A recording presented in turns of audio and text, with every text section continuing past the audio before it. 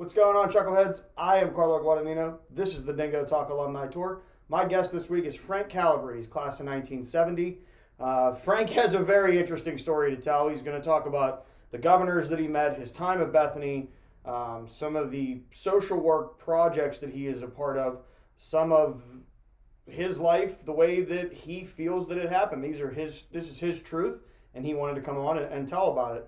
So without further ado, I'm going to let Frank tell his story. Frank Calabrese. You want to know by now. You want to know by now. You want to know by now. You want to know. You want to. What's going on, Chuckleheads? I am Carlo Guadagnino. This is the Dingo Talk Alumni Tour. My guest, Frank Calabrese, class of 1970. And before we get into who Frank is, I'm going to give you a quick rundown. He's the president and owner of the West Virginia Company, Inc. He's the president and owner of Americo, Inc. And Americo, Inc. is a land development and management company which owns and manages residential and commercial properties, including an industrial park. It also purchases and sells all types of materials. He was the president and owner of Bethany Enterprise, Inc., president and owner of West Virginia Industries, Inc., and the president of Imagine Just Peace Foundation from 2019 to the present.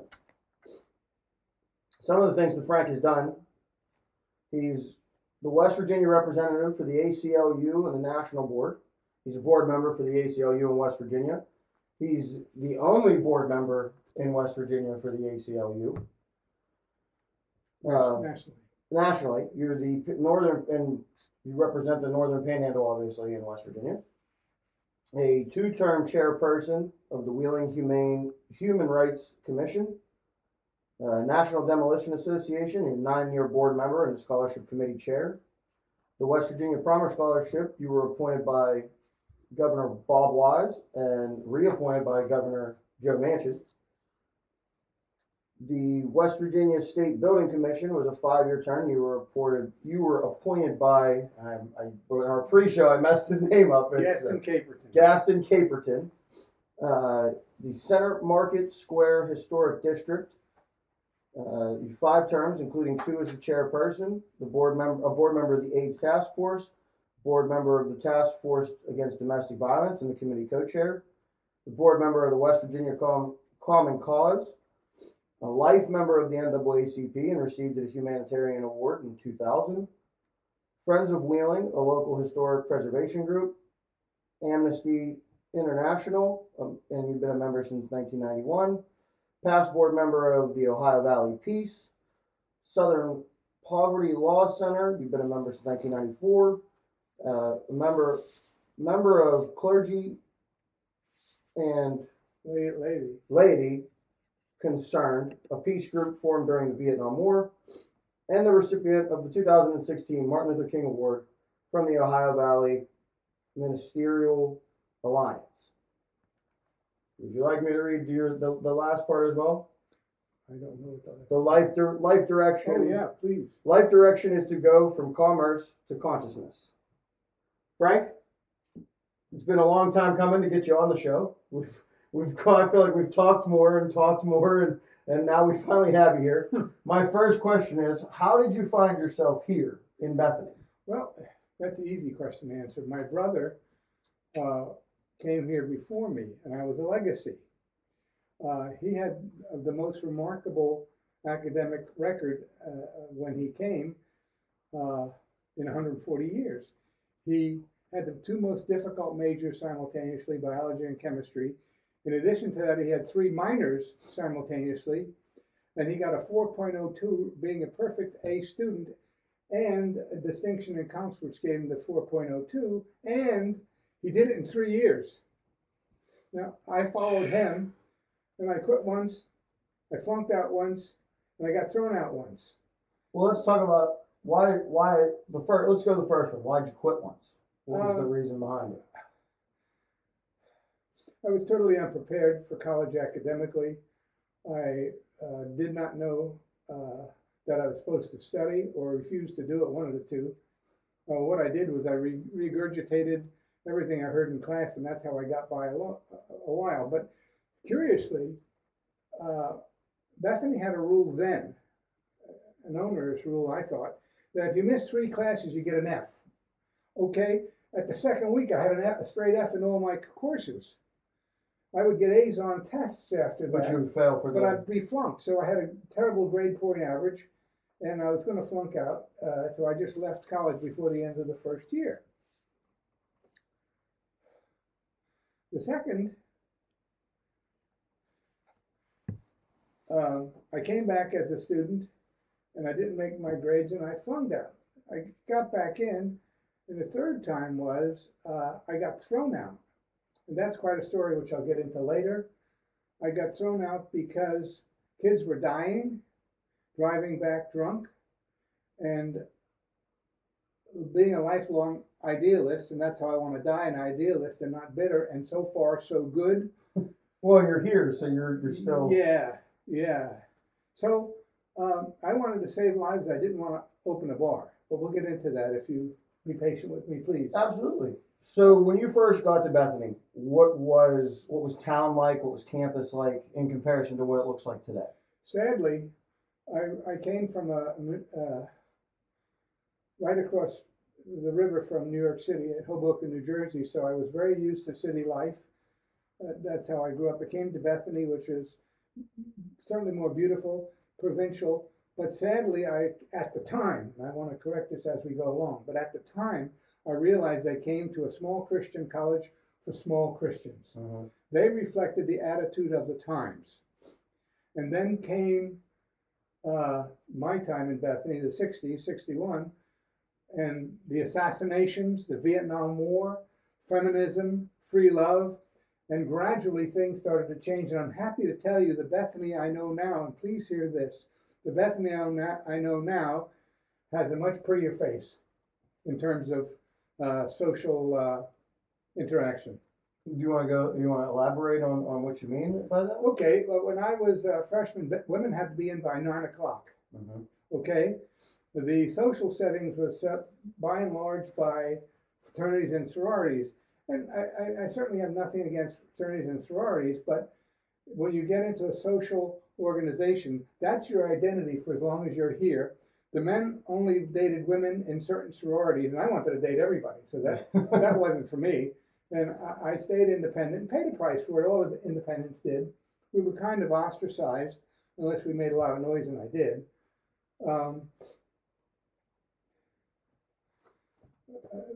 Pardon me, I got to go to my notes. I'm old. No problem. I would say now and at the end of this program, Bethany is indeed my spiritual home. When I have to really contemplate, I live in Wheeling. I didn't get very far in life, only a half hour away. Bethany is my spiritual home. When I have to contemplate something, or if I'm down or celebrating, I come here and walk the streets alone, and everything is okay.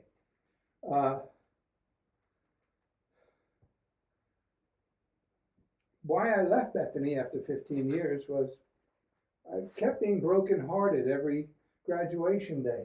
The people who I loved, I would lose, and the people who hopefully loved me would go away, and I just couldn't take it anymore. I really could not take it. It was emotionally distressful after the day after graduation. So while you were a student, and you and I have talked about this story particularly, and I'd like to get more in depth on it. You had a roommate, but he wasn't a roommate. It was just somebody that you studied with. He ended up being the class president. But there's a difference between voting for a class president and, right, there was a quote said to you, I voted for him, I don't live with him. That's right. There was a person of color, John Eskridge. He was smarter than me, and he tutored me in my first year, not to no avail. But I had a spare bed in my room, and we would carry books back and forth. And I said, John, just come and stay in my room at night. So the next morning, the word was out. What was I doing with a person of color as a roommate? Yeah. And I said, wait a minute. He's your freshman class president. He won unanimously. I dropped out of the race because I knew I couldn't beat him, and I became social chairman instead because you get into the movies free. So that was the attitude not only of the town and the church, but it was the attitude of many of the students. It was, to use a hackneyed phrase, it was totally unliberated, intolerant, non-accepting, and punitive. Mm-hmm. And it's our job to change that, but I'll get into it. It has changed so much, but we've such a very long way to go. I have no doubt about that. I was always a prankster and never a vandal. And I really enjoyed frustrating people who were intolerant. I will tell you a quick story I saw in a movie, Chariots of Fire, years ago. Maybe you saw it. There's a Jewish guy and a Christian guy who are roommates at a Ivy League college. One is running for Jesus and one is running to prove something because he's a Jew. Well, there's a soliloquy in a room, and the Jewish guy says to the Christian guy, "It's so painful, I remember the coolly held handshake." And I listened more, and he spoke to the coolly held handshake. He's going through lines as students do. Mm-hmm. The guy is in front of you saying hello. He's still talking to the guy before you. He's already talking to the guy after you, and he's holding your hand like a dead fish. And that was because of prejudice. I happen to be of Italian heritage, and people of Italian heritage had a very hard time getting in Bethany. I got in because of my brother's spectacular legacy, and he got in because of his high school grades, plus he graduated high school in 3 years as well. So he was the academic. Anyway, when I left that movie, I cried all the way home. I just was bitter, and my date said to me when we got home, if you want to talk about it, I want to listen. She was a psychotherapist, by the way. And I said, sure. I said, I remember that experience in Bethany, the coolly held handshake. And I got to tell you the conclusion I came to as I was crying. I didn't lose, they did. I was worth knowing, and they shut me out of their lives. And it's the same consequence of racial prejudice, okay? People take joys out of their life from knowing someone. And especially, my bag is to know other cultures. I value my international friends greatly. I want more of them.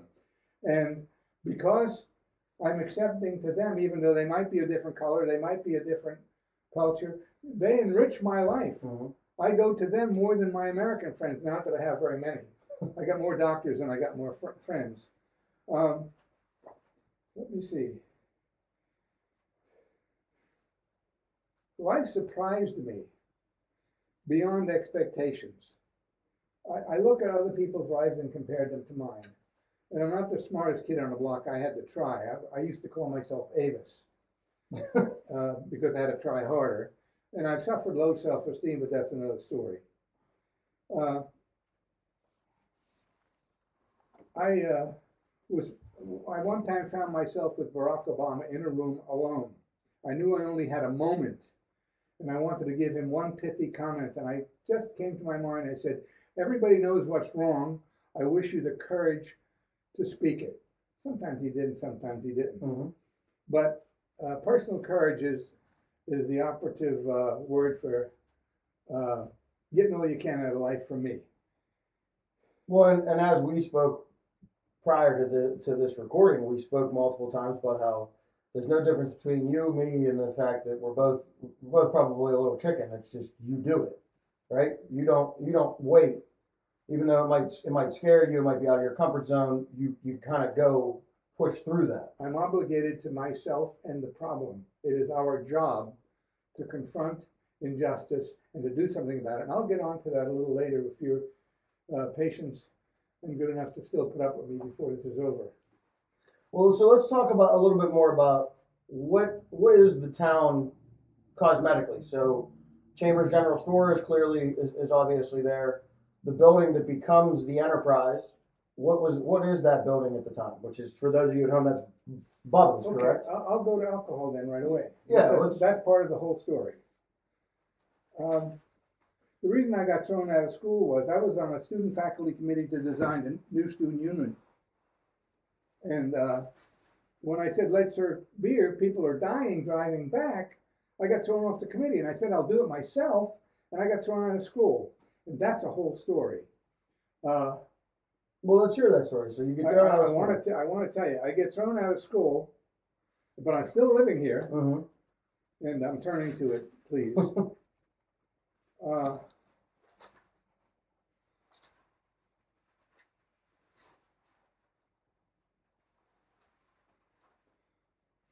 Okay, people were dying or being seriously injured from driving back to Kansas because it was a dry campus.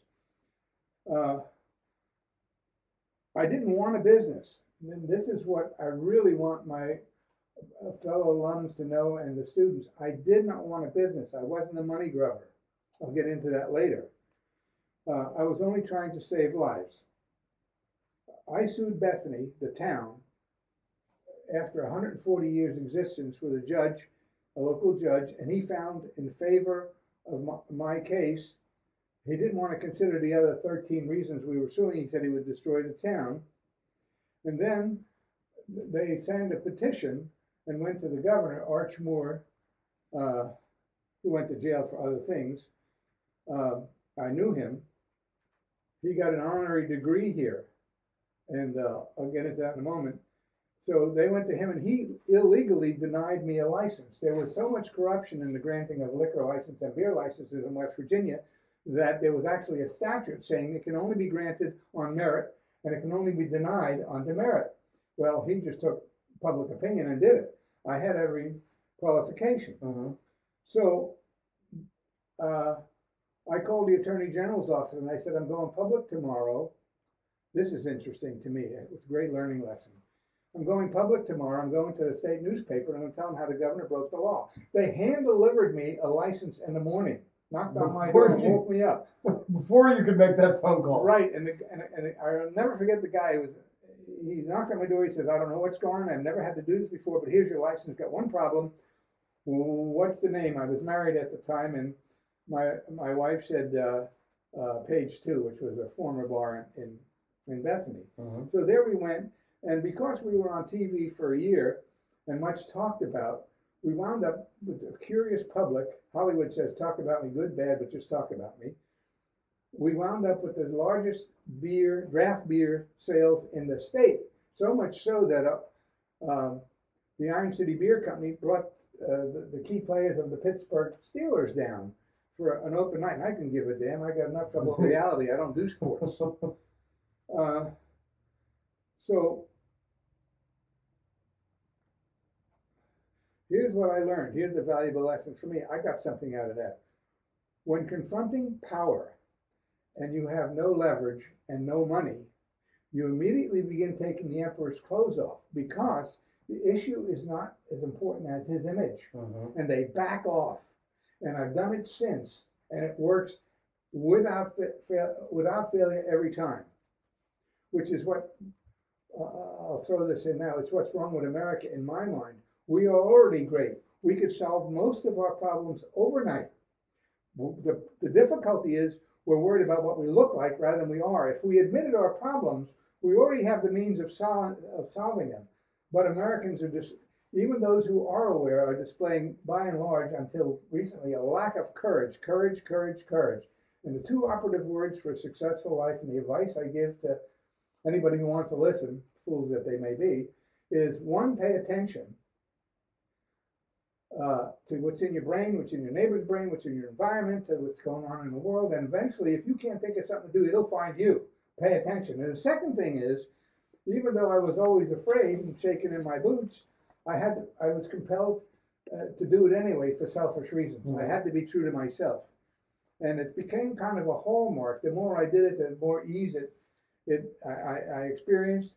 And so that doesn't mean I'm not still afraid, but I do it. So there's a funny story that you told me that I wanted to try to get on tape a little bit more. You had a pet. Oh. You had a pet, and the town said it was livestock. Yeah. And you said it's not livestock, it's a pet. You got my punchline. So how is the... City Council was obviously frustrated with me, and they would do everything they could to disrupt me and make me lose my license on this second bar, which I sold to Bubba's.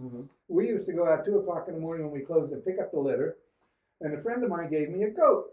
And I tethered the goat in the middle of the backyard, which is now an addition. And it ate a big circle of grass. Town council summoned me and said, you're not allowed to have livestock in the town. I said, wait a minute, you got a dog? And they said, yeah. Well, do you like your pet? And I said, that's my pet. It's not livestock. And I walked out. There's consternation all over their faces. And they never said there was it. There was never. They never followed up. And I really enjoy frustrating people who are intolerant. So through the bar experience and your in Bethany college student experience, how many presidents did you see come and go for the college? Because Perry Gresham would have still been. He was the first one. I got a story about him. He and I respected each other. I knew that because he never took me on, and I was grateful to him for that. He was a very smart guy who fooled a lot of rich people. Do you want to elaborate on that? Oh, well, he just got grants for all the buildings we didn't need that now we can't afford. That's all. Makes sense. In the academic, we talked about the academics and how it was vastly different than what you expected it to be, and the fact that you get A's on your test, but you wouldn't get a grade because you didn't get a grade. You get an F. You got an F because you didn't go to the class. Right. What was it like coming in? Because your younger brother comes to Bethany as well, correct? But not as a student. Not as a student, just as a worker for 1 year. Yeah. But what was it like for you coming in where your older brother had done it in 3 years, and there was so many expectation. There was so much, I'm assuming, expectation on you to be kind of just like him. Absolutely. Well, you see, that's the story of low self-esteem and needing to be Avis. I followed him all my life, and he was always exceptional and favored and talked about. And I stumbled along. I was very shy until I came to Bethany. I got angry and then get out of my way, because I realized I'd been lied to. Life was not like I grew up in an evangelical home. Mm-hmm. It's not incidentally, my parents were both immigrants. They had two dreams: serve their Lord as they saw, and send their 4 kids to college. We never had any toys. He was a barber, she a seamstress. And with those meager monies, like maybe $4 a week, they sent 4 kids to college, 2 doctors, me, and my sister, who as women were trained to be teachers. So you can do it. Get to work and stop bitching. I like that.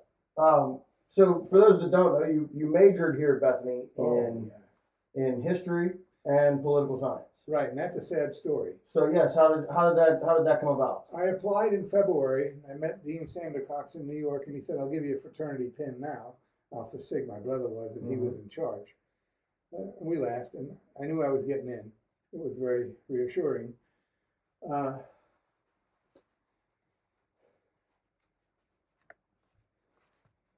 me again what I was talking about. We were talking about why you decided to go history and political science. Okay. So I was admitted in February as a political science major, which was my life avocation. I wanted to be in government service. And I got here in the fall, and unbeknownst to me till I got here, without announcement, they told me they had discontinued the political science department, which I was admitted into, and changed it to history and political science. So I just sat and suffered. It was too late to do anything about it. But talk about ineptitude. And Luda Gordon, who was the registrar at the time, is the woman who was the hatchet person to throw me out of school on the excuse that I was taking too long to graduate. But there were other people here who were longer than I was even. But we'll get into that. So I became a person non grata in town. No one was allowed to rent to me. Fortunately, a rich kid gave me his old apartment for nothing. And when I would walk down the street, people would cross the street so they wouldn't have to deal with me. And as things settled down and they got to know better who I was, they would cross the street to talk to me, and I did. So it was never held against anyone when they. No. At the beginning, where they looked at you across the street to get away from you, now those same people coming back across the street to say hello to you, it was just a conversation and a. They taught me not to be like them, and I wanted to be annoyed. I've got feelings. I'm a person, and I had been insulted and degraded, but I realized that I would be being like them, and I had to be different, and even not even showing a different example, enjoying a different experience. There was, we'll get into it, but and whenever you want, but there was some great characters in Bethany. Let me finish, if I may, the alcohol. parents cornered me one time, if you can do that, in Richardson Hall, they did, and they excoriated me because they wanted their kids to go to a dry college. That's why they sent them to me. And I said to the parents, about 5 or 6 people, I said, you know, it's parents' weekend. Your sons have ties, your daughters have skirts. I clean up their vomit. You don't know your own children. And don't talk to me. Go talk to the parents who were told to come and pick up the bodies of the people that had passed. That's right, in the accidents. Well, I walked out at that. And how was that received? Total silence, and then I heard a smattering applause as I went through the door. It was simply the truth of it. Yeah, there was no sugarcoating. There was no, you weren't trying to fluff anything. Yeah. That's exactly what it was like. Okay. Okay, I'm done with alcohol unless you have any questions.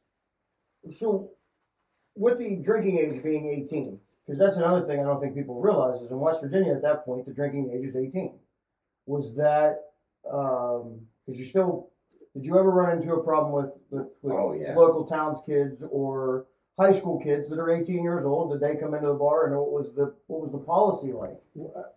Or your policy, I guess. Everybody was welcome. I did not discriminate.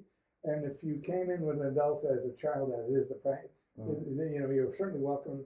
I would probably buy them a Coke and thank them for being honest. And one time, I had a customer who had a false ID, and he came in, and everybody was singing him happy birthday. I was saying, oh, how old are you? He said 18. He'd been my customer for almost a year. So he had the... So I said, go home and think about it. And Emily from Emily's Beer Garden taught me how to run an establishment and keep order. She would, and this is what she taught me. As a matter of fact, she put a hat on, and Red Sparringer drove her to town to my bar to wish me well, knowing that it was going to hurt her. Because now they're not going to go out to M's. Well, they did, but not as much, of course. Yeah. She came in to wish me well. But anyway, she taught me how to run a bar. Because she did it to me. She would throw me out sometimes, but she'd always let anybody back in. But she would put up with just enough guff until you reach your limit, and that was it. There was no negotiating. There was no saying, forgive me. There's no saying, I won't do it again. Out the door. You learned out the door. And if your ride wasn't leaving, you walked to Bethany. Which is not an easy walk all the way out there to No, I've done it. And she got Red Sparringer, who was the town cop, to do this. He was quite a guy. He had a heck of a job because he couldn't go out and he was mature and well-trained and compassionate. He went and he realized when kids were making a ruckus, the college didn't want them thrown out. That was money. So he had to calm them down, not placate them, teach them a little bit, let them understand there were consequences, none of which would have come unless it was egregious. And he was real good at his job, and I respected him a lot. Now, was that a normal thing for the authority figures in town, that they were compassionate and whatnot, or was that a? They were seemingly stern, but there was the line. Their underlining was that they didn't want to get rid of business, so they had to, unless a student was totally outrageous, then they were gone before the end of the day. I'll never forget,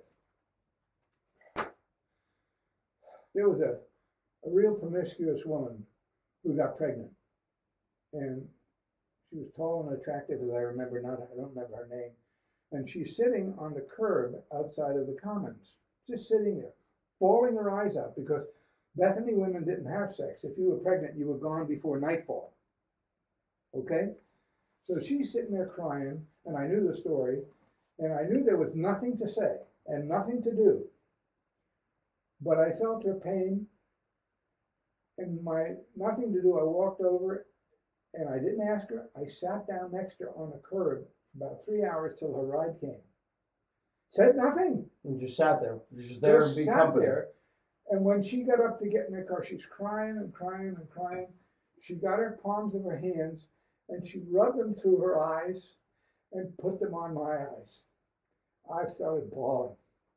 Wordlessly, she said, of course, thank you for being there for me. I don't know what to do. Which is, it seems to be the testament to who you are.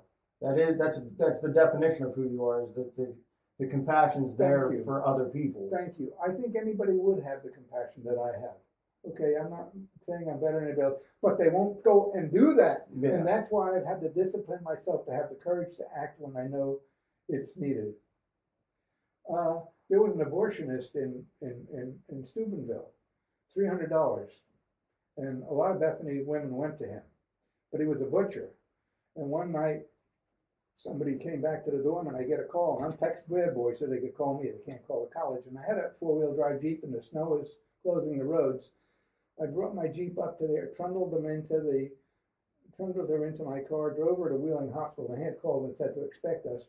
They took her in and did a D&C and falsified, because abortions were illegal, falsified the papers to save her life. No. So, what year was that? If you, I don't remember the year, but it was early on. Okay. Because it was the second time I came back, because I had a Jeep then, I know that. It wasn't the first time. Now, you having a Jeep on campus, was that abnormal? Very. Because most people didn't have, that was a thing, right? You didn't have your vehicle here. Well, until you got juniors and seniors maybe had a vehicle. That's right. You were allowed as a senior, but only with permission. And that brings a lot of stories up. I'm sitting on the curb on a Friday after class, and my friends pull up in the car, 5 people in a 6-seater car, and they say, Frank, you got $35, we're going to a concert. And I was depressed, and I didn't have $35. And I said, no, go on. They came back from Woodstock. Oh. Boy, I've been a lifelong regret. Oh my. So life happens, and sometimes it doesn't happen in your favor. The other thing is, when the women had to be in at 9 o'clock, the men would all pile into a car if they get a ride, and go to Harry's and to Sam's in Wellsburg and have heels and sit there and telling all of the things they experienced with their dates. Just it was not a good thing. Men were, and maybe still are, in my mind, on the wrong track. If you're attracted to a woman and you want a consortium or whatever, stop being macho and trying to prove something. Sit down, listen, be empathic, and be transparent. I don't know where I learned that. Maybe my feminine side. Or just develop it through different situations. It's just I couldn't do the other. Yeah. So that was the only recourse I had. And I'll tell you what, I had a very condemnable social life in some people's eyes. Hope that's not a brag. No. I was blessed. Well, I think that's a good place. And actually, before we send it to our first break, I want you to tell the story about one Harry Chambers getting a rope tied around his belt loop. I'll tell the whole Chambers story. Okay. Harry Chambers, who is now an adult and 2 grown children, was a little boy. At one time. And he had short pants on. And his grandmother, a wonderful woman, I'll tell you more in a moment, was at the cash register, and he was in a butcher shop with his dad. And they had string hanging. Maybe they still do. They still do. I tied the string to his belt loop, unbeknownst to him, in the back of him, in his short pants, and said, Harry, your grandmother wants you. So he walked through the whole store dragging the string. I tell everybody, I still laugh about it, and he doesn't mind so much. So what was his grandmother like? Okay, the whole family. There was Harry and his older brother who's left town. Good, well-mounded, funny kids. It was the grandmother, and then she had 3 sons. Bob, Harry's father, who would stand behind it. Let me preface this story by saying, when the whole town didn't deal with me, they knew the town was wrong. They knew from my proximity. I was building the building across the street from them, and they kept me alive because they allowed me $300 credit, which was enormous in these dollars. And they never treated me badly, and they treated me with respect, and I did so too. So there was Bob, Harry's father, who would try to talk things through with me. There was Bill, who just was a good old boy and kind. He would take me into the cooler, and I was allowed to cut the piece of meat I would have for my dinner. And then there was Dave, who worked for the post office, who was affable enough. When When Bill died, I came from Wheeling to go to his funeral, buried out in Pennsylvania. And I came on a different road, and a hearse was just going through, followed by the family car. And his wife was in there. She stopped the car, and she had her driver signal, get me in the line, because it was a long line, behind the hearse, before her. And I tell you, that was the greatest act of affection, and I wept for that. Anyway, they kept me alive by giving me $300 worth of credit, and Mrs. James would gently remind me it was time to find some money. Mm-hmm. The women would keep me alive by bringing leftover food in a napkin after dinner while I was building and had no money. Mm-hmm. Harry's brother, his name was Rob. Anyway, you know the story of the string now. Yeah. And I could talk about the Chambers a great deal. They are my family. I don't have affection for them. I've come to love them without exception. They were big enough, and they were smart enough. They didn't want to alienate their customers to town. So they never talked about me in public, half of it, and they always treated me with kindness in private. And that was enough. That was more than enough that I wasn't getting that from anybody else. Absolutely. Well, and I think that's a good place. We're going to take a break. We're going to send it to Harry Chambers with Chambers General Store, because if they don't have it, you don't need it. It's a proven fact. You can stop down at Chambers, get a breakfast sandwich, the lunch specials, the hot soups of the day. Make sure you stop in and buy a t-shirt, either the Shroom Capital of the World or the if they don't have it, you don't need it shirts. And generally, if you're in Bethany and you don't stop in Chambers, you're going to naturally come to Bethany. I think it's pretty much a statement. Fair enough. I got their mugs. So this is Frank Calabrese, class of 1970. I'm Carlo Guadagnino. This is the Dingo Talk Alumni Tour, and we'll be right back.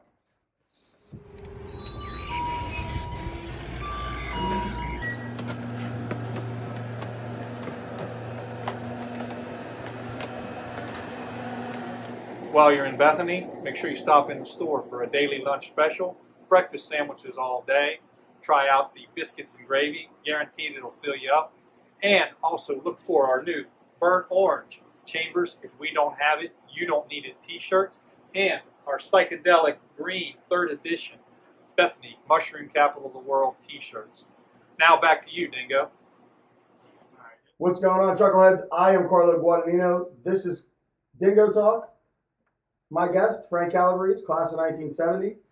We left off. Frank was telling us everything about Bethany from his time when he first got here in 1961. We talked a lot about, we wrapped up the segment with the Chambers and how they are to you as family. And now I want to move into a little bit, let's talk about comps. What were comps like for you? Well, I was probably as terrified, if not more so, because I realized what a poor student I'd been of comps, and I figured that was the end game. But Professor Lozier and I had a good relationship in the class because people were always mocking him, and I always had the answers he wanted because I just regurgitated what he had said in the prior class. So I always had the answer, and people were mocking me because I always raised my hand when they didn't. So he had mercy on me and asked me softball questions at comps. And when I stumbled a little bit, he just went on, and I passed. So I owe him a lot. Let me go back, if I may, on the same subject. I studied 5 languages. I'm not fluent in 5 languages, but I studied 5 languages. And Mrs. Carty, bless her heart, one time who taught me Spanish, took me aside and said, Frank, it was about missing classes. There are consequences for your actions. And I rudely stopped her right there. And I said, I'll tell you what, you take care of the consequences and I'll take care of my education. Fortunately, she lived long enough that I could beg her to forgive me. And she did. What you were saying is, in a sense, I'm paying for the education. However I want to handle getting that education. As long as I'm not hurting anybody else, I have a right to do what I want. And that's how I've lived my life. Mm-hmm. And it's had great rewards. So well, let's go. You have a graduation story. So let's talk about graduation. Okay. Before we get to how I graduated, Mrs. Peterson, who was the vice president, Warner Peterson's wife, an Italian war bride, when he was serving there, he had quite an office. He was in charge of rebuilding Italy with I forget the plan, but anyway, he married her, brought her back here. We became friends. She enjoyed the fact that I had an Italian heritage, I guess. She was really Brahmin. She was a pretty classy person, and I couldn't graduate because I didn't have a modern language. Mm-hmm. And I told her that one time in conversation, and she said, "No, yes, you did." She said, "Italian is a modern language. You read this book and you come, and we'll give you a test." Well, idiot that I am, student-wise, I didn't read the book. I went up there. I'm nervous as hell. I'm not going to graduate. And she's showing me all around Pendleton Heights, which is marvelous, as you know.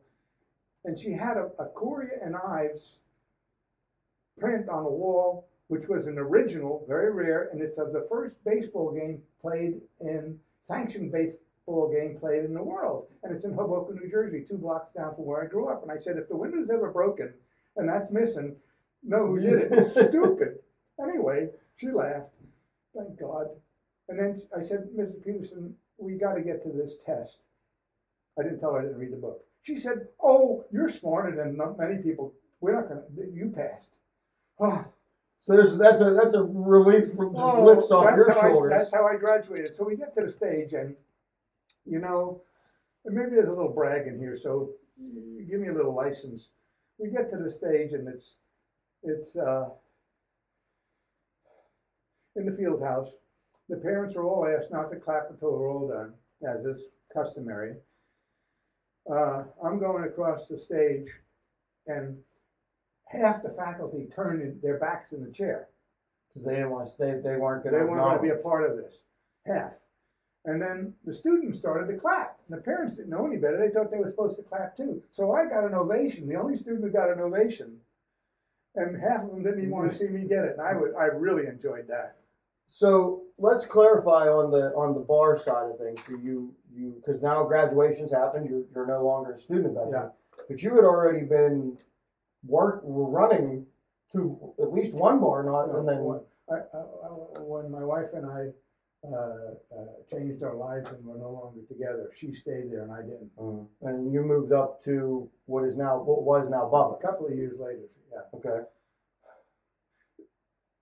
And you brought up that your younger brother, did come to Bethany to work for a year. He worked over at the Enterprise. He was a partner for a year, and then he decided to go on. He has a good name.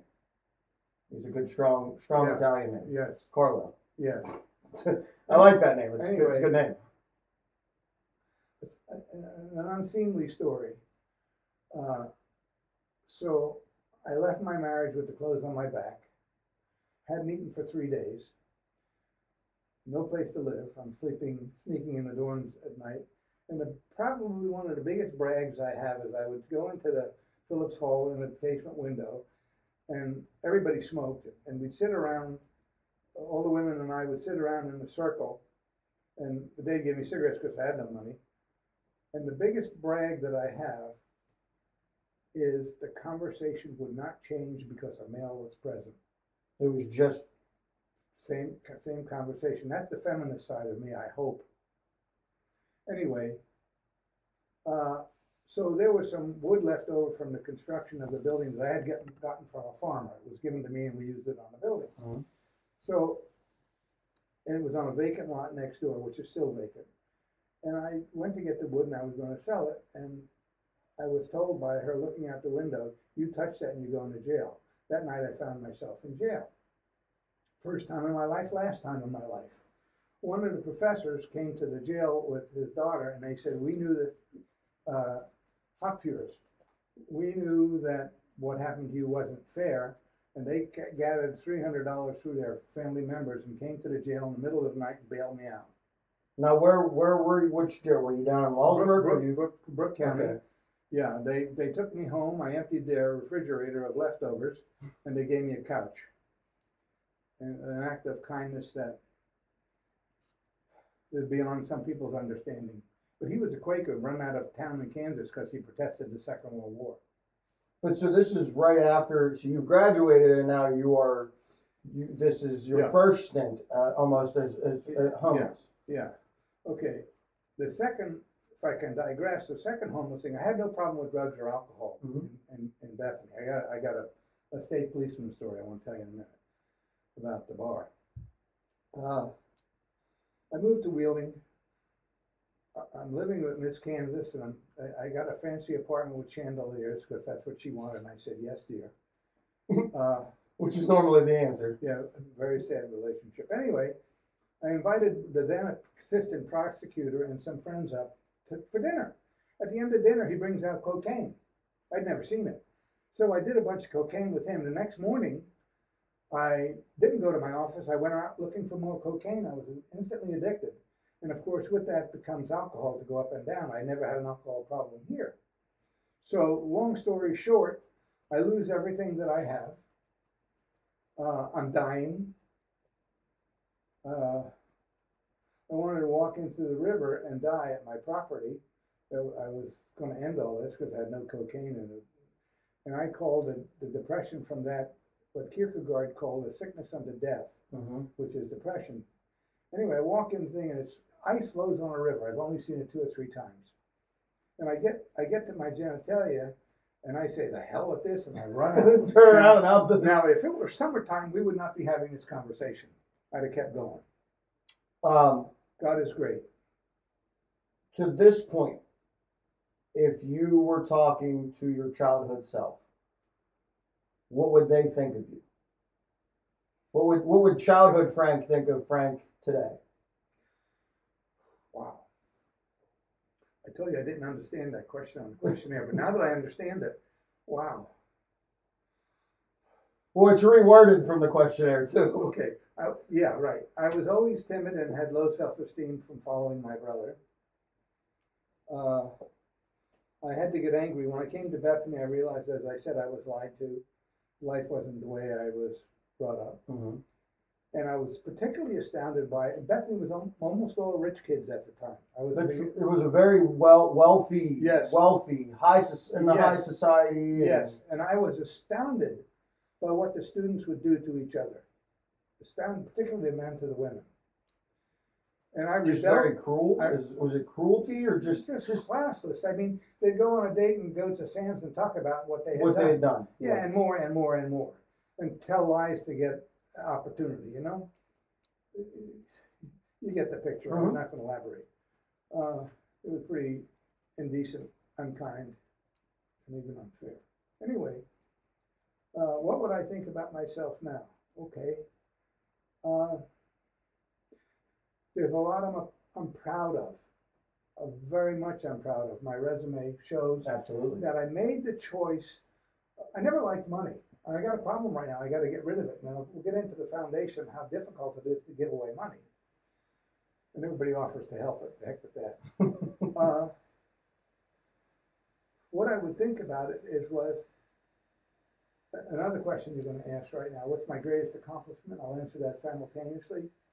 It is that despite my fears, despite my not being the brightest guy in the world, I always, or as best I can, always is a scary word, try to do what's uncomfortable if I feel it's right. Now, I may not be the best judge of whether it was right or not, but I follow my own instincts. I be my own person.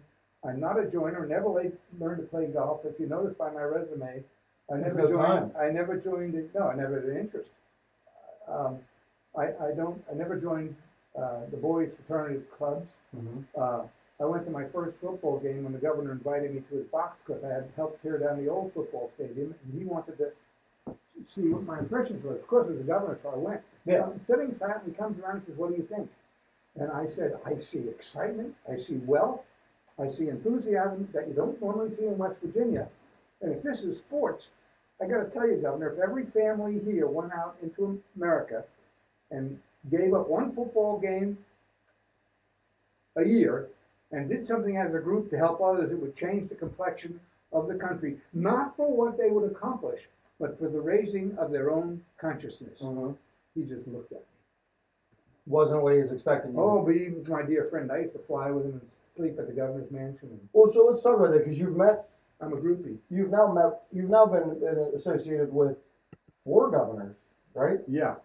I knew them all, even Arch Moore. When Arch Moore came here to get an honorary degree on commencement day, and my then wife was in Houghton Arms School, girls' school in D.C. at the graduation and reunion, while his daughter was graduating.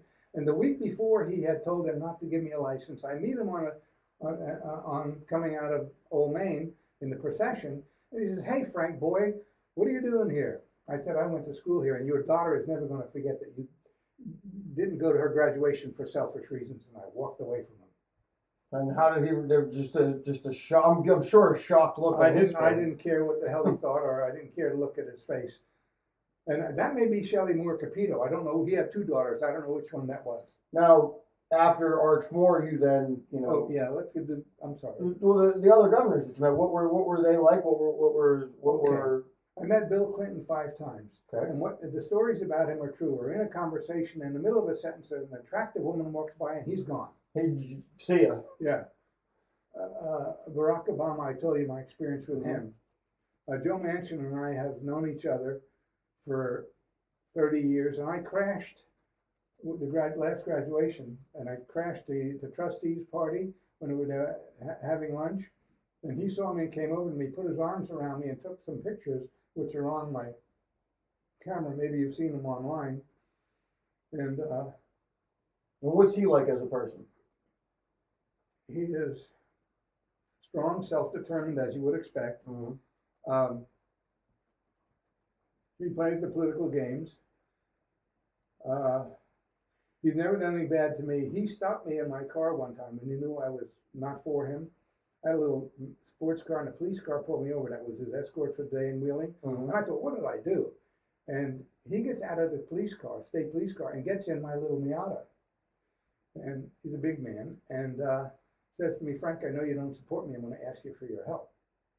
Well, the other guy who was running against him was even more egregious than he, and I told him I would help him. See, they thought I knew everybody, and I was powerful. I wasn't. I'm just a gadfly. and so we've stayed on good terms since then. I'm getting emails all the time now, Facebook. Will you talk to him and tell him to straighten his act out? And I would do that, except I know it will have no effect on him. It's just he has kind of a one track mind. Yeah, I would describe myself as an artistic personality with no talent, so it makes me a groupie.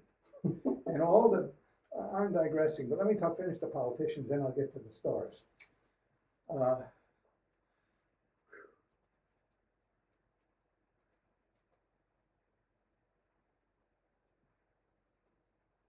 Well, basically, I know everybody who's been in office for the last number of years. I quit. When they mail me something, I throw it in the garbage unopened. It's just not. I'm done. Yeah. Okay. It is all. If they really wanted to rule America in a benevolent way, they would stop worrying about what it looks like and start worrying about what it is, because we could solve all of our problems overnight if we stopped looking to what we try to look like and start admitting what we are. We're already good enough to solve the problems. We're a racist nation. We've never changed that. Yeah. And as I may have said earlier, homophobia and feminism, we're all born healthy. We get acculturated and learn those bad things. And you asked the question of what makes me think I'm my biggest accomplishment. I resisted, and I think successfully, that, evidenced by my activities in my lifetime. I successfully resisted. I'm a loner. Yeah. I feel lonely, but I'm not going to be one of the boys just to belong. I'm not going to change just to be a part of the club. Right. I'm not going to do it. Now that doesn't mean I don't like people. No, I think you love people. I think that's evident from what you do. Thank you. Leading into that, how did Americo Inc. start? Well, I was a demolition contractor for 35 years. I used to drive to Wheeling and come back and run the bar back and forth. Sleep 2 2-hour shifts, chain smoke the whole time, 5 packs, dying, quit cold turkey. And I have a story to tell. I'm compelled to do it. I've had hundreds of employees in my lifetime. Remember your question. Okay, please, whatever it was. I don't. they're stealing the money, they're giving away the food, not charging their friends. And I know this, but I'm very busy with a new business and it's doing well. They're both businesses doing well. So I come home one night, put a sign up in the kitchen, says it's going to be a mandatory employees meeting. And I said, don't eat, we'll cook you dinner here. I locked the doors, cooked the dinner, turned the jukebox as high as it'll go, tap a keg of beer. An hour later, I said, oh, I almost forgot we got to have a meeting. Sounds like a meeting now, for me. Now, I planned all this, and I confess it. So I started talking about, the toilets and the kitchen and the stock and the food and all that stuff. And then I said, I know some of you are giving away the food, taking the money, not charging your friends, and it can't go on because you're not going to have a job and I'm not going to have a business. And I want to promise you general amnesty. I'm just curious to know who's doing this. Half the room raising their hand. I said, get the fuck out of here. And they said, what do you mean you said amnesty? I said, that's right. I'm a liar. You're a thief. Get the fuck out of here. I did that. It's a true story. So that leads me into another. Before I get back to the America question, I wanted to I guess for my own selfish and personal reasons, how does Bubba end up being the guy after you? How does he? I put it up. I told you that I was heartbroken with people graduating out from under me who I cared for and hopefully cared for me.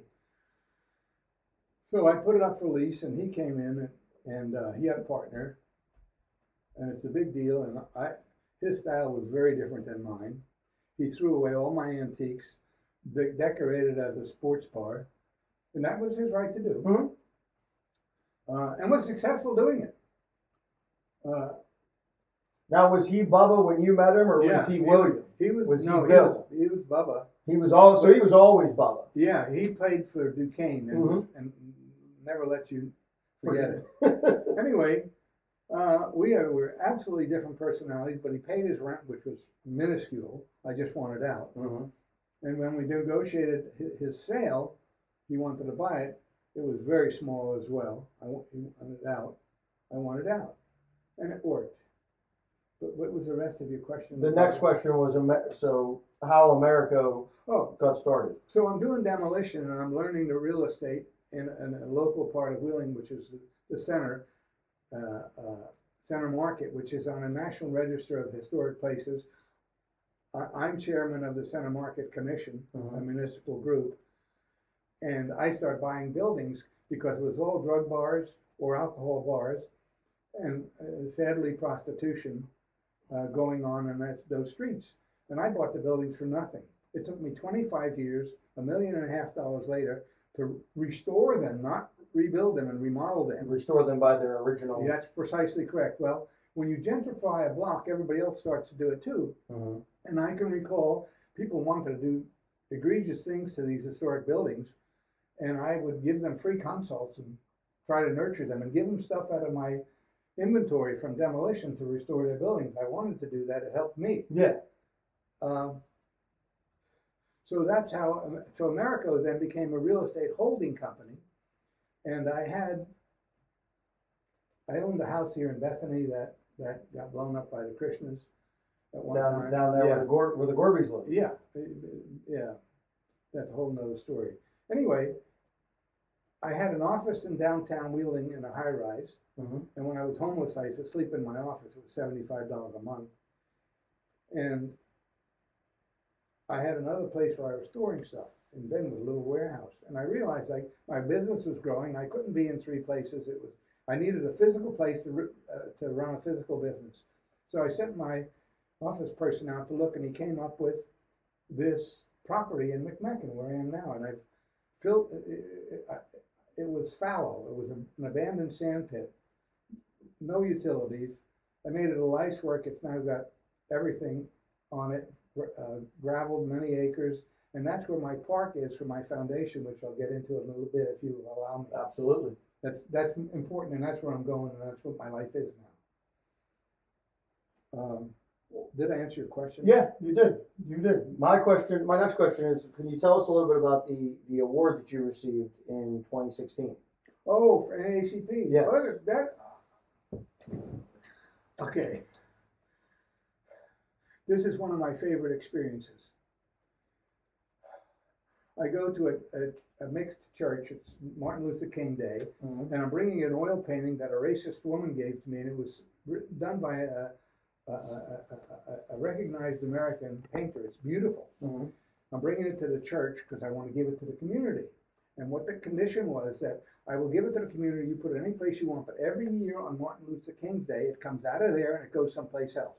I want the children to see it. So it goes. It's on rotating. It's almost ready to do that. So I'm presenting that. Unbeknownst to my presenting it, they had already nominated and elected me for the award of. Okay, so they say get up and say some words. I'm saying, what am I going to say? And I spoke to my heart immediately because I had no choice. And I got up and I said, Martin Luther King was afraid the whole church got silent. I said, yes, he was. He even told us he may not get there with them because he knew what he was up against and he knew that people wanted him dead. Mm-hmm. But what he did was what I call the 3 C's. And I live by the 3 C's. And what are the 3 C's? The 3 C's are he went out into the community and he had compassion. Mm-hmm. He went home and he couldn't rest with it. He had to develop a conscience. And then it wasn't enough to have compassion and to know that it was wrong, but what was he personally going to do about it? So he developed courage. So it's compassion, conscience, and courage. He had it all. And he had a quote that's really, people think about him as looking for racial justice only. He also said, if you read his quotes, which are, he was very erudite and was quite the intellect. He said that any injustice anywhere for any reason is an injustice everywhere for all reasons. Boy, opened my eyes. It's deep because it's not just Bethany's injustice is Bethany's injustice. Yeah. An injustice in Bethany is an injustice in Wheeling is an injustice in Weirton. It's injustice. Humankind, you're precisely correct. And that's how I saw it. But anyway, when I was selling a piece of property, a factory that I owned to the city, they were going to build a police station there. They negotiated the price down, and that was fine. I said, but if you build a police station there on a wall, I want to put a plaque of the 3 C's. And they agreed. And it's then there. Then they moved the police station to different property. So you had talked about, before I get into what you're doing now and the park for your foundation and whatnot, you had talked about how hard it is to give away money.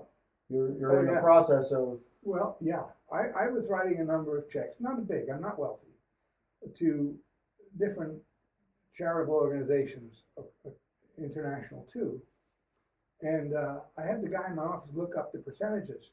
And most of the ones I've been writing checks to have 90% administrative costs and only 10% help. ASPCA, I mean, the dogs, gives 10.1% to the dogs and cats, and the rest goes for administrative and salary expenses. Hell, and when I see a great big horse dog, and that's a prejudice of mine, and these people getting dragged down the street by a horse dog, I say feed a child. It's a multi-billion-dollar industry taking care of pets, and we don't take care of each other. Yeah. I'm not down on pets. I'm not down on animals. We need to take care of ourselves. Priorities, okay? But anyway, I want to do the follow-up to that. Oh, Doctors Without Borders is, I still give to some organizations, but Doctors, Jimmy Carter, I'll never stop supporting him. If he threw the money away, he's such a human being. Yes. Doctors Without Borders is one of the best percentage-wise that goes directly to help people. The doctors work without salary at great risk. They've been killed all around the world. And I would encourage anyone, if you have anywhere near a global instinct and heart, think about Doctors Without Borders. So what are you doing now? What's a day like for Frank? I'm doing 2 things, and I'm not in good health. As I told you earlier, I have more doctors than I got friends. I'm in the process of liquidating, and I'm amazed at how much I have. When I sold my factory warehouse, I scrambled to put it out. I have a large building which I built in McMecken.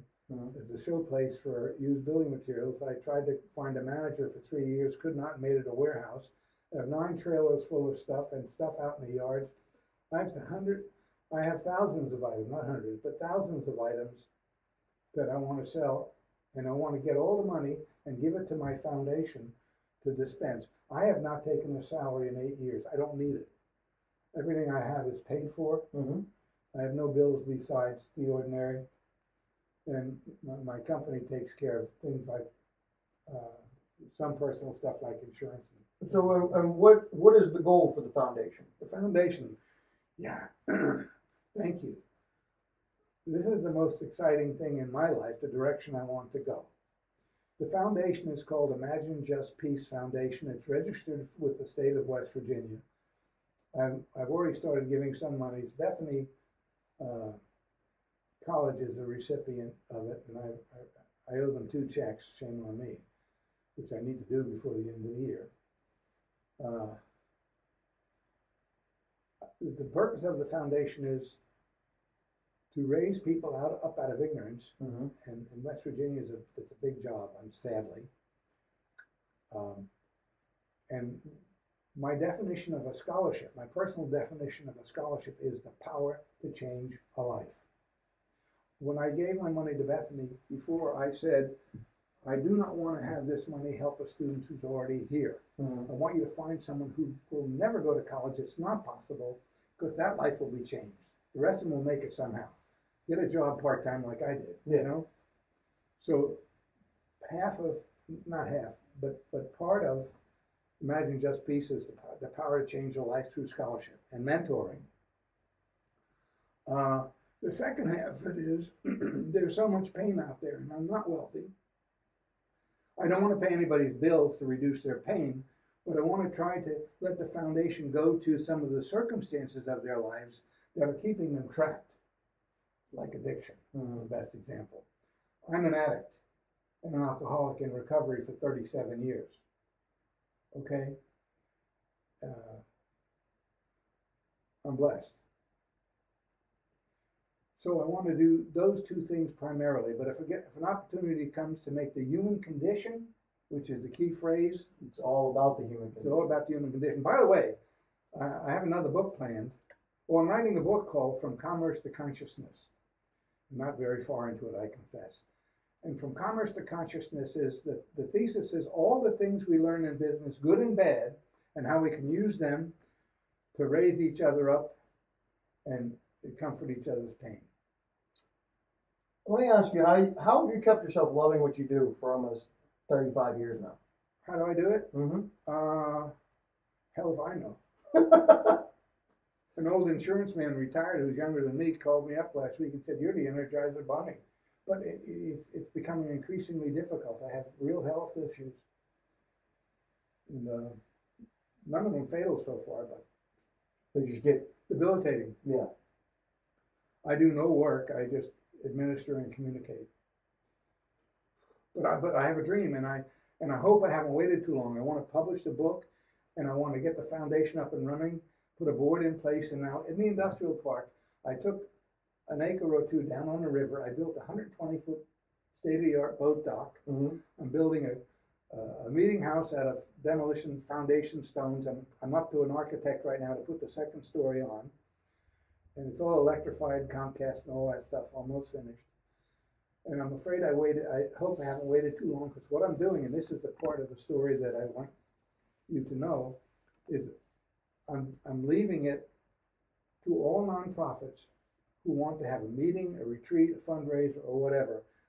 That's a legacy I can be comfortable with. Because on all these boards, we always had troubles finding a place to meet and do things. I even built a bandstand down there. We've had 2 concerts so far for different reasons. So that's my dream, to get the park and going, and the foundation, and to ascribe to those 2 goals. Did I answer your question? You did. Oh, okay. So we're at that point. We got the last 2 questions. First question is, how would you say Bethany has helped you succeed? Well, it started off negatively. Okay, I reacted against all the things I saw. I one time called out a trustee as being racist. He was. And Perry Gresham called me to his office and asked if that was true. And I said, yes. And I said, do you want me to apologize? He said, no, thank you very much. And I left. That was the end of that. That was the end of that. He was a wise guy. He knew my MO. You take the emperor's clothes off. And not that he was a bad person. No, we had a cordial relationship, but he didn't call me on it. And I was glad he didn't call me on it because I'd have to go for it. Mm-hmm. So how Bethany helped me, first of all, it made me angry. It made me reactive. And as I hopefully matured some, I'm still a kid. I'm 58 chronologically, 106 mileage, and 16 emotionally, and that's what keeps me going. Anyway, that was mollified some. And I've come to love Bethany. I told you come here when it's my spiritual home, and I come here, and I want to support it in every way, and I worry about it, of course. Mm-hmm. And I have the most meaningful memory in my life from Bethany, having been here 15 years. I wish it only well, and I want to help in any way I can.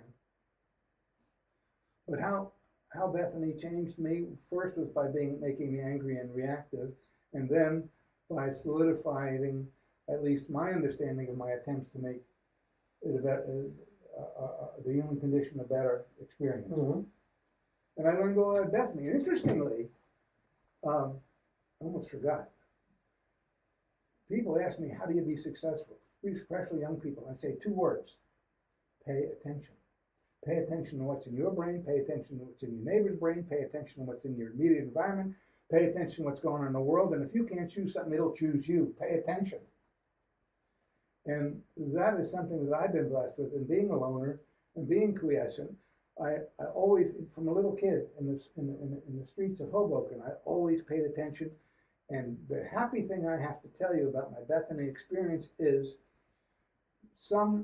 you don't know everybody intimately, of course. Mm-hmm. And some people, particularly being in a bar business, you see people's body language, their comments. You know who doesn't like you, you know who likes you, even if they don't say it. Mm-hmm. And I must tell you that, to answer your Bethany question, and even outside of Bethany, I have learned something from everybody I've ever met. That sounds like an exaggeration, but I have learned something. It might have been of no great import, but I paid attention, and the cumulative effect of that is, I think it makes me more intuitive and more able to read, if you will, mm-hmm. a situation, and avoid the pitfalls and go to the successes. And if anything, I learned that at Bethany, and it's helped me be successful in, I won't say real life, because Bethany's real life too.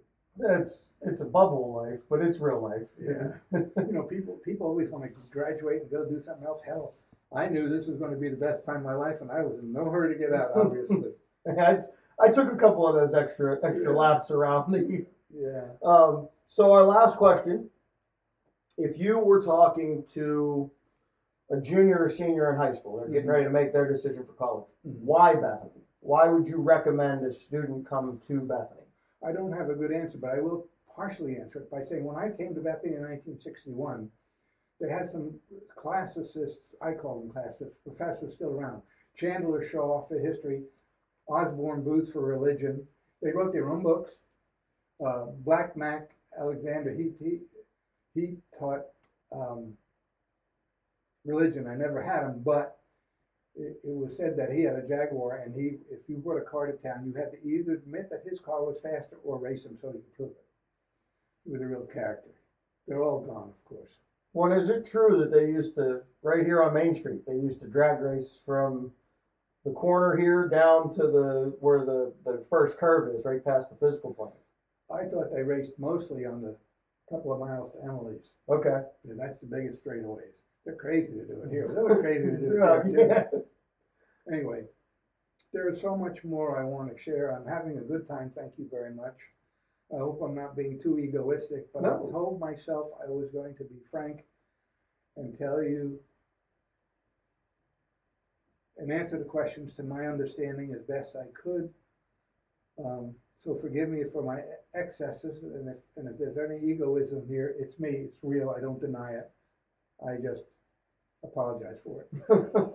Well, Frank, I want to say, is there anything else that we didn't cover that you would like to get out before we? Yes. Okay. Yes. Because we have run our course in questions, so. I'm glad I took notes because my brain is fried.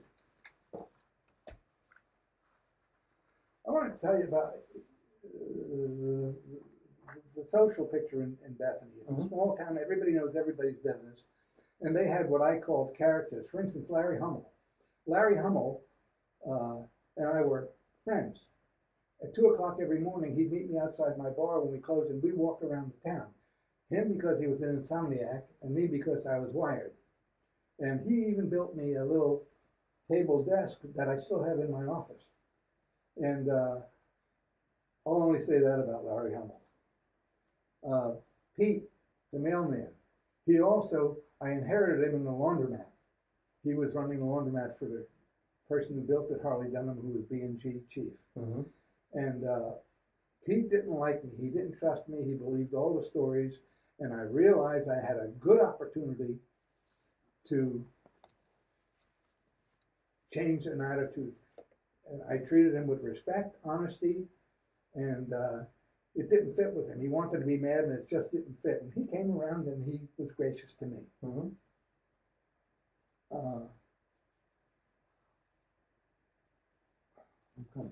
Okay.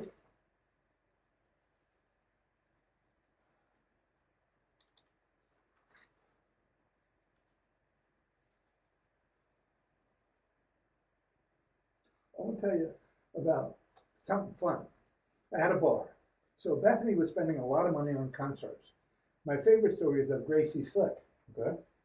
They had a matinee show in Pittsburgh that night. The matinees are cheaper, and I roll out of bed at 10 o'clock because of that. So I went to the field house, and there's this attractive woman walking around, and she walks up to me and says, "You got a match?" And I was foolish enough to be smoking at the time, and I found myself smoking a joint with Gracie Slick. So we had a great conversation, and she got time to go on. I said, before she went, I said, "What's the hardest part of your job?" And she said, "Well, she had just come out with White Rabbit." She said, "Everybody's screaming about that to me the whole concert, and I can't focus to do that." And of course they did. And she got to the end of the concert, and it was quiet for a moment, and I'm standing in the front because I was there early, and I just did this. I wordlessly mouthed White Rabbit. She smiled at me, blew the audience away, stepped off the stage, and gave me her tambourine, which I still have in my living room at home. My other favorite story is about John Prine. He came in with his manager, drank Heineken's all day. I wouldn't let him pay the bill. And I said, "You've paid me already." And he invited me backstage. Now, I was persona non grata, but he took me into the field house and put me backstage in front of everybody. I'm sure they were pissed, and I enjoyed that. So the first song he sang was, "There's a hole in Daddy's arm where all the money goes." His addiction from Vietnam. And I'm behind stage, and I had never heard the song, and I'm really bawling my eyes out. He opens the curtain to change guitars. He looks at me, and I said, "I'm sorry." He said, "That's all right." Because I'm sure to him, that was his intention. Yeah, the song hit you. I mean, yeah. And then Yes came to town from England, and they came into the bar. When it was time for them to go to the crew, they said, "We need to change our clothes." So I took them up to the one room I was living in. They changed their clothes. And just before they look out, they didn't ask me permission. They picked up my phone, dialed New York, and he says to his manager, "We're in Bethany. We're going to get back on the bus. There is no Bethany College. We've been had." And I can just see the guy freaking out. And he hung up the phone, and they go out and play a Dynamite concert. And there's more and more and more and more. And not incidental to Bethany, but I'm a classic rock and roller, and country music doesn't warm me, but for a friend of mine who was running it, she now has an agency in Nashville. I managed the stage at Jamboree in the Hills for 4 years. I had to bring them on, be with them, talk to them, and I got to know all of the popular country music stars as well. So I've been blessed that way. Not bad for a groupie. To meet all the people that you have. Yeah, and the one last story about meeting people, the Vatican in New York invited me to be with the Pope when he was visiting and speaking at the UN. And that particular session was the plenary where they start the session, and there's 191 world leaders in the hall. And I went 4 o'clock in the morning through 7 security checks, and I'm schmoozing, doing international schmoozing. I met Bill and Melinda Gates, and I told them they were in my book, From Commerce to Consciousness. I met the latest James Bond. Not Pierce Brosnan. No, no. I don't. But anyway, whatever his name is, he's the latest one. I got a picture with him, and I have all these pictures because nobody believes these stories. And he said the greed in Hollywood is out of control and getting worse, and it shows no sign of abating. I met the senior prelate of the synagogues in America, and then after the Pope sat down to a standing ovation, Malala got up. And she's a hero. Malala got up and talked. She says, you know, we've gone to the moon, we've got pharmaceuticals, we've done electronics, cell phones, we've done marvelous things. But you know what? If we educated women in the world, we could have twice as much. I was the first one to jump up and start applauding. And I walked over to in that particular meeting, it was the first time Palestine was recognized. Mm-hmm. And I followed the Palestinian Holocaust very closely, had friends there, and I went over to the desk where they were sitting. It was 2 women, surprisingly, and I congratulated them. It was a high point for me. Malala, and when I went in with the Vatican group, there were 5 of us who were invited as VVIPs. Mm-hmm. And we walked past these chairs, and they had 4 names on the chairs, and the people sat down. I figured they forgot me. I wasn't going to make a scene. I was there. But I had hurt feelings. And they kept saying, come with me, come with me. They sat me with them. So you didn't sit with the group that you were brought in with. You sat with the people that invited you. The Vatican Archbishop and all the hierarchy. And then they took me back to the residency, and they had a dinner. And they asked me if I wanted to lay down on the Pope's bed. He was staying there while he visited. I said, no, thank you. No. But I sat in his chair. He got like a throne. And they wanted me to do that, and I got pictures of that.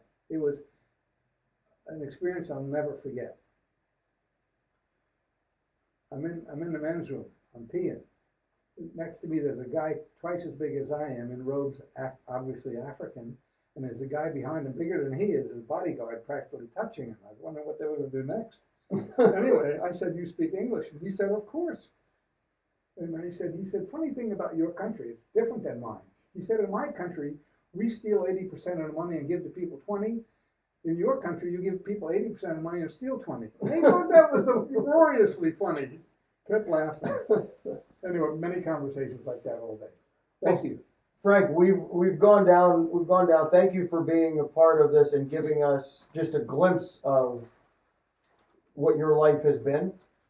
I'm glad that we finally got to sit down and have this conversation, and we got it on tape. Good luck censoring it. Well, that's the great thing about this show is I don't have to censor it. Good for you. Good for you. I'm sorry. Please, I'm interrupting you.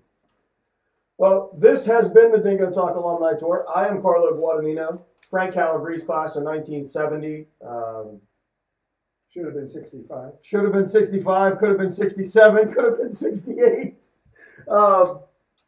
Make sure you tune in every Thursday, 10 a.m. You can follow us on Instagram. It's dingo_talk. You can follow us on Twitter at DingoTalk, and you can follow us on TikTok, also at DingoTalk.